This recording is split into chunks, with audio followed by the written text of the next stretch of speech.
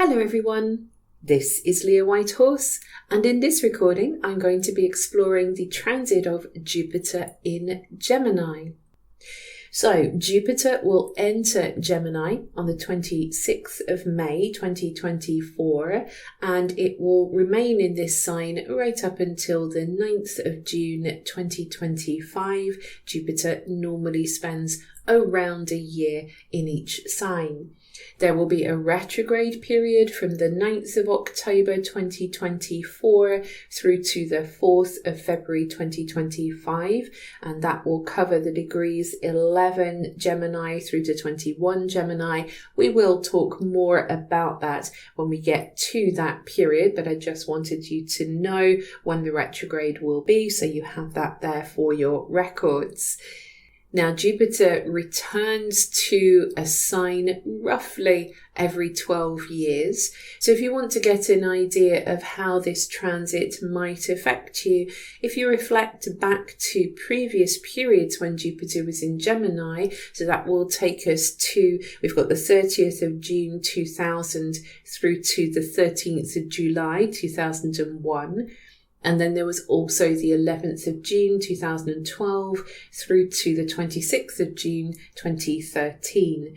Now, whenever I say about reflecting back, I'm not saying that everything will be exactly the same as that period, but just some of the themes, some of the ideas, some of the thoughts that were coming up around that time, or the connections that you were making around that time, the people you were meeting around that time, the things you were learning. These may be revisited as Jupiter comes back to Gemini. I will also say at this point as well, if you do want to have a better idea of how this transit is going to affect your sign, I have got horoscopes for Jupiter in Gemini for all the signs over on my Patreon. It's also on my Substack, so you can choose which platform you prefer. I will put the links below for that. So to talk about this transit, I think it's important just to touch base with, revisit the meanings of these energies that are at play. So speaking about Jupiter, Jupiter is the biggest planet in our solar system, and it is associated with the god Jupiter. So Jupiter was the biggest and the best of all of the Roman gods. He was most revered. He was the sky god, so he sees all. And there is something about having the big picture with Jupiter. Jupiter, because he is the biggest planet, some say that it stops asteroids that are sort of coming into our solar system. Whether that's correct or not, I'm not entirely sure, but there is this sense that Jupiter is this protective force. And in Vedic astrology, Jupiter is known as guru. So, of course, that word guru, a teacher, somebody who knows things. There is a sense with Jupiter that it's all about the knowledge, the knowing, the seeing, the all-seeing eye of Jupiter. Now, traditionally, Jupiter is about expansion and growth and abundance. Where Jupiter moves, he says, here is the opportunity for growth. This area of life is now ripe for development. And so this is why we get this idea of magnification with Jupiter. There is a sense of benevolence. We talk about him as the great benefic. And also Jupiter, we have another word, another deity name. So we have Jove, and we use the word jovial to express the idea of happiness, optimism. So Jupiter is associated with being optimistic, facing life in an optimistic way. And the more optimistic we are, we tend to find ourselves feeling luckier. So Jupiter is associated with good luck, good fortune, good luck. Now, we could also say that we can expect a lot with Jupiter. We see Jupiter's coming along to our second house and we think, oh, loads of money. This is going to be great. And then it doesn't manifest. So we can sometimes get a bit carried away with this planet. It can seem that he promises more than he gives.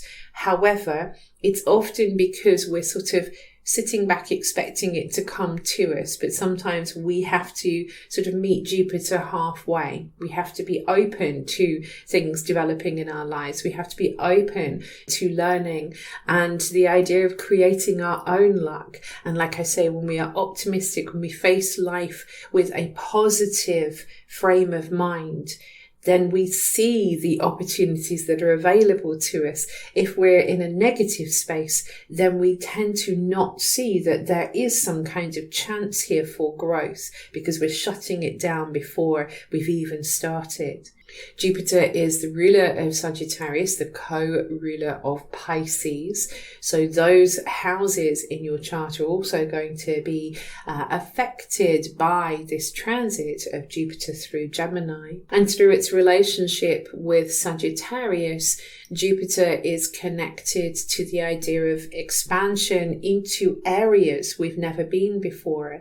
It's to do with long distance travel. It's connected with the overseas. It's also linked to ethics and justice and morality and kind of one's sense of right and wrong. So generally, Jupiter has a very positive influence. I mentioned before where we can have high expectations with Jupiter. There is a shadow side, which is mostly to do with exaggeration. Jupiter in shadow can be about excess. Too much of everything, overdone, overblown, blind optimism. So there is a shadow expression to Jupiter that we just need to be aware of. And then with Gemini, this is the sign of the twins, Castor and Pollux. So immediately we have stories about multiplication. Things are multiplying in the twins, in the sign of the twins. This is an air sign. So it is about social interaction, communication. It's connected to intellect. It's a mutable sign, so that means it's very changeable and very adaptable and flexible. And it is ruled by Mercury. So Mercury is our cosmic messenger, the god of communication, who has access to all areas. He can go down into Hades. He can go up to the heavens. And of course, he can be here on planet Earth. He's always passing on messages. And so through the affinity between Mercury and Gemini, then we get this constant feeling of curiosity. We want to learn in Gemini. We want to communicate. We want to connect. Connection is vital. Again, thinking about the twins, the connection between the twins is always there. So we want to connect with other people. We want to talk. We want to express our ideas. We want to learn. We want to have a variety of experiences in Gemini. But there can also be restlessness and sort of inconsistency is something that is suggested with Gemini. The trouble with Gemini is that it can sort of skim read, like skim read life.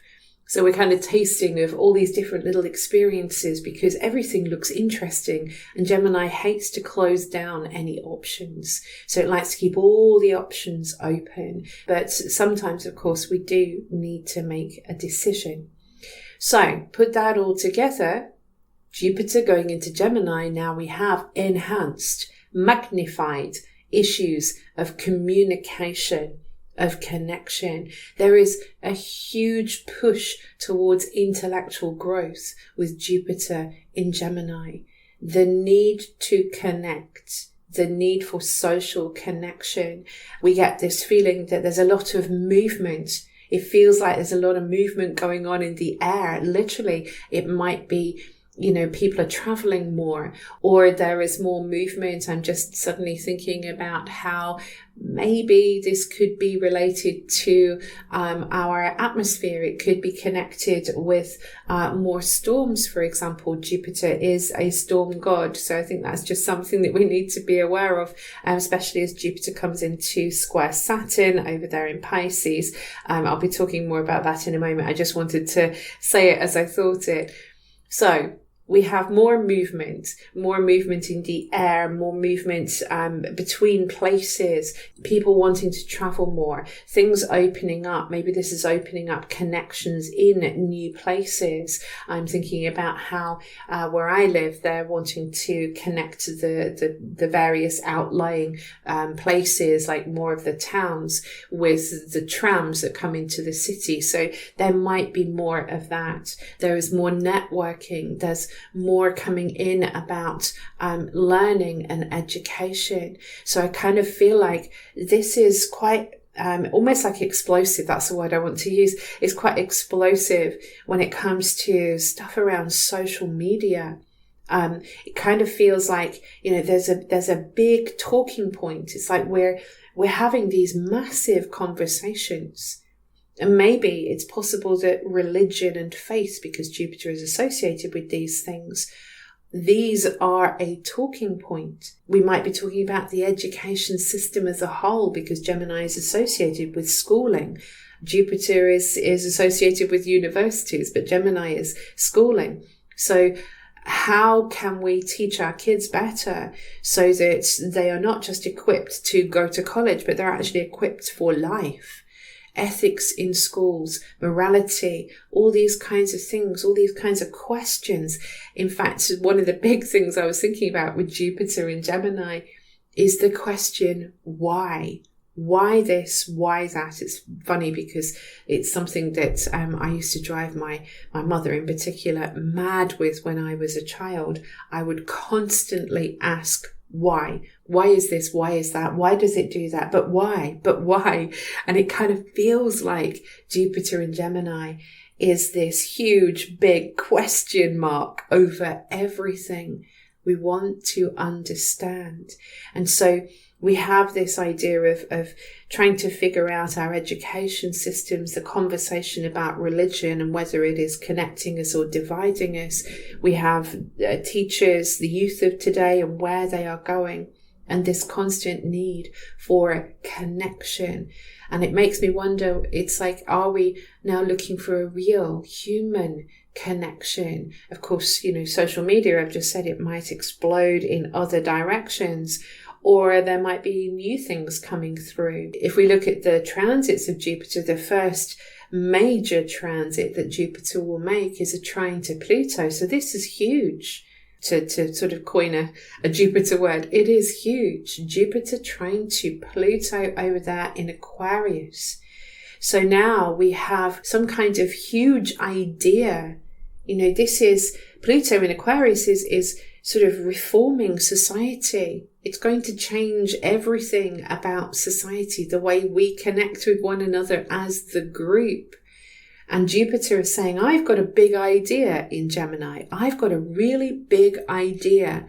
And this is flowing straight up to Pluto, who says there is power in technology. There is power to the people. There is power in us learning together, finding some kind of empowerment through learning. The more we understand, the more we know, the more powerful we feel. As I say that, I kind of feel like that could have a good side and that could have a bad side. I'm suddenly getting this conversation in my head about, when people say, oh, I'm playing God. Maybe we're going to get some of these kinds of conversations coming through about how science can sometimes play at being God. I'm particularly thinking right now about brain implant chips that can be used for computers. Now, certainly this can be amazing. Obviously, Elon Musk has been speaking about this recently, and this can be absolutely incredible for people who have, lost the use of parts of their body through illness or accident. And if they can use a brain implant to give them more mobility or ability to express themselves, then surely, yes, that is absolutely an amazing thing. But I'm sure we can see the downsides of what could possibly be coming as we go forwards, of how technology is advancing and how this constant idea of how can we improve the human body or the human mind or both using technology and transhumanism is going to, become a bigger and bigger question. And Jupiter in Gemini may bring up some of the ethical considerations, because AI is developing so rapidly now that it is difficult to tell who is real or what is real and what isn't. That's a more of a conversation for other transits that are going on. But still, I think some of this might come into this particular transit with Jupiter trine to Pluto. But I do think some of the positive transformation with Jupiter trine to Pluto is that the more we learn and the more we connect with one another, then the greater our ability to be able to effect change, to effect constructive change. And I'm also thinking as well, maybe this is like a hint with Jupiter trine to Pluto to say maybe we should face the future with optimism, which is a bit of a challenge sometimes, considering all the stuff that's going on in the world right now and the concerns that we have with the developments that are coming in. But if we have a positive frame of reference to come from, then maybe we can see how some of the things that are in development now could help us going forwards. Now, the challenge that we will have as Jupiter goes through Gemini is that it will square Saturn. So there's going to be 3 squares of Jupiter square to Saturn altogether, but the last one of those will occur after Jupiter has moved into Cancer and Saturn has moved into Aries. So I'm going to be speaking about the first 2. Jupiter square Saturn on the 19th of August and Jupiter square Saturn on the 24th of December. Both of these are going to be whilst Jupiter is in Gemini and Saturn is in Pisces. But we just need to remember that whatever is unfolding with these transits, it will be completed by the middle of 2025 when Jupiter is square to Saturn from Cancer through to Saturn in Aries. So Jupiter square to Saturn, I'm particularly interested in the first hit of this. The reason is that Mars will be forming a conjunction to Jupiter on the 14th of August 2024. And so that is like an activation. It could also be an exacerbation, but we'll just kind of go with activation. Mars conjunct Jupiter. That's big energy. And then right on the heels of that, Jupiter will form the square to Saturn. So Mars is basically going to be activating Jupiter square to Saturn on the 14th of August, but the exact date is the 19th of August. So why this is important: Jupiter and Saturn are the social planets. They met back on the 21st of December in 2020 at 0 Aquarius. So we had the beginning of a big new cycle, not just a sort of 20-year cycle of Jupiter conjunct Saturn, but a huge 200-year new cycle, as this was the great mutation because Jupiter and Saturn were meeting in an air sign. And although I think we had one other Jupiter-Saturn conjunction in an air sign a while ago, a few years back, now we have fully moved into Jupiter conjunct Saturn. Transits in the future will take place in air signs. The element of air is hugely significant now, especially as it was at 0 degrees Aquarius. And, look who's now in Aquarius, Pluto. So we know now that there is a massive push as far as society is concerned, as far as culture is concerned. Saturn conjunct Jupiter speaks of big cultural shifts. It's an important marker of cultural shifts. So we had this huge new start, highly focused on the idea of innovation, Aquarius themes, innovation, change, reformation, society, politics, the future, generally speaking, technology. We know that there is going to be huge growth and change coming that's all connected to this. And now we're at the first test the opening square, Jupiter square to Saturn. So it's kind of reading like, hey, I have lots and lots of ideas, Jupiter in Gemini. I have lots of ideas. I have this great vision for how people could connect and communicate and how people could travel and how our neighborhoods could be. And Saturn says, that's great and everything, but we need to make sure that this is going to be unifying, that this is going to be good for people emotionally, because Saturn is in Pisces, and Pisces is about our feelings. We've got to be sensitive to the rules and how this is going to work for everyone, how this is going to manifest. Maybe we need to cut down some of these ideas to make them realistic. Maybe we need to just discuss them more before we make a decision. We've actually got to look at the reality of what we are talking about here, says Jupiter square to Saturn. So Saturn, as always, provides like a checkpoint. Saturn is concerned with the responsibilities, the obligations we have to everyone, because it's in Pisces, assigned as, the collective, just everyone and everything. How is this going to affect everything? So in our own lives, we might find that there is a little bit of a sense of restraint, like our house, wherever Saturn is moving, there is a feeling that this part of life is in some way holding me back, and we might feel a bit frustrated. But in reality, this is a good thing. Saturn needs to slow down Jupiter at the moment, because we need to figure out what is the best idea. What is the best way of seeing this? Do I need to check in with myself? Am I kind of going over the top here? Am I magnifying problems? That could be another thing we could be sort of speaking about here. And we also need to just check in with mental health as well. That's something I sort of forgot to mention earlier, because there is Jupiter in Gemini can be about this information overload. Then that, of course, can affect the mind, because there's so much to think about.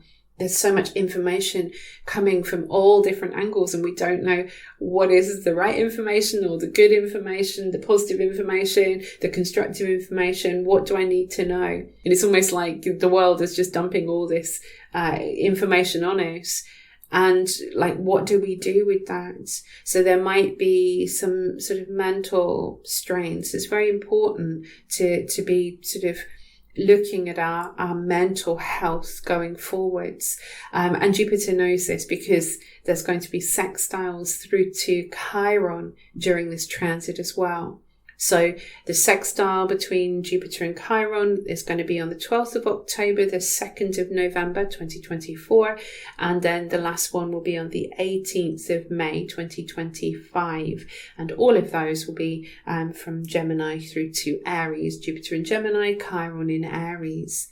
So now we have an invitation, a sextile, an invitation to have a big conversation about the individual Aries health, the health of the people, the health of us, the health of our connections, our mental, Jupiter in Gemini, our mental health.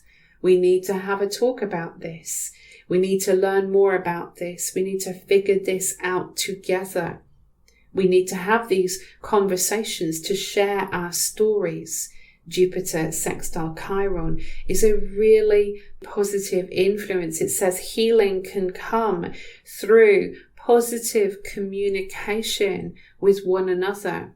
There's a lot of personal growth that comes from this. It's almost like the key to healing is to have these big discussions, is to learn more, is to, get a book and start reading, because we need to know, we need to understand, and we need to share these stories, and we need to be willing to learn. We need to be willing maybe to look into some alternative ways of healing.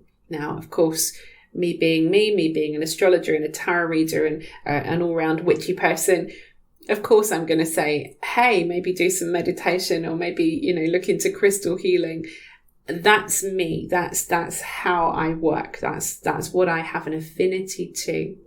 But I feel like, I was thinking about this the other day, I feel like it's possible, especially with Jupiter trine to Pluto as well, that we are going to find out more about these modalities that offer different ways of connecting mind with body. And so, maybe this is going to be very constructive for that more education will come through. Hey, maybe even possible that we're starting to teach our children meditation. I mean, that I think would be an amazing thing. But anyway, we will have to see how that goes. But certainly Jupiter sextile to Chiron could be really incredible for at least opening the discussion, opening it into places that perhaps haven't been open to it before. So we're looking at how our beliefs can influence our healing process. The beliefs that we hold have a direct connection to our wounds, our healing, how well we feel physically, emotionally, mentally. So this is going to be a super important transit, and again, a super constructive transit that will hopefully offset some of this feeling of tension between Jupiter and Saturn. It's like, if there is a problem, Saturn, let's talk about it. That's the way I'm kind of feeling from these connections. The last major aspect that Jupiter makes before it leaves Gemini is a square to the nodal axis. This is on the 18th of May 2025. By this time, the nodes will have moved into Pisces. So North Node Pisces, South Node Virgo. So this tells us that something about our big conversation, our beliefs, our education, how we are connecting with one another, this is going to take on an important karmic flavor because of the square to the nodes. Any square to the nodes is like a missed step. So maybe this is something to do with addressing mental health for everybody. Or maybe it is that we have a big decision to make, a really big decision about how we move forwards from here. And we're being pressed to sort of let go of analysis paralysis. Virgo, South Node in Virgo, we're being pressed to move away from that, and maybe even to move away from this, more materialistic side of things, so that we can embrace Pisces, a more spiritual outlook. So instead of breaking everything up into pieces, which is what Virgo does, Virgo breaks things down into tiny details, we're being asked to move towards something that is much more holistic, which is interesting considering what I was saying about healing before with Chiron. So we're being asked to move towards this more spiritual, holistic, unifying, peaceful approach. And for that to happen, we've got to maybe get past this information overload, or we've simply got to change our perspective to get the bigger picture so that we can make a truly conscious decision with the higher knowledge that Jupiter is offering us. So it's a really powerful way to end this transit of Jupiter in Gemini. So I think overall it is going to be quite a busy time, and I think for all of us it will be helpful to just pay attention to the information that's coming through to you and to discern what is good for you. So I think this is going to be a really interesting transit for Jupiter in Gemini, hopefully really good for those of us who enjoy writing or spreading our message in some way, shape or form. Jupiter in Gemini is certainly going to be very good for that. So this brings me to the end of this exploration of Jupiter in Gemini. I hope you did find it helpful. If you did, please do click a like and subscribe. And if you would like to hear more from me, as I mentioned earlier, don't forget I have the horoscopes on Patreon and also Substack. I'll put all my links below, including my website and social media. I will see you again soon. And in the meantime, I wish you many blessings on your path.